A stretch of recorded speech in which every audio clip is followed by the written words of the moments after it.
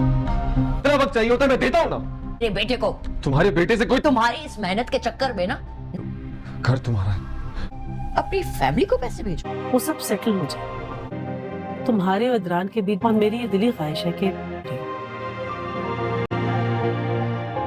मेरे जाने से पहले जो भी डिफरेंसेस है तुम मेरे घर में रहते हुए हाउ डेयर यू। मेहनत मैं कर रहा हूँ, ना तुम मुझे टाइम दे पा रहे हो ना मैं। ताल्लुक नहीं है मेरा जूली।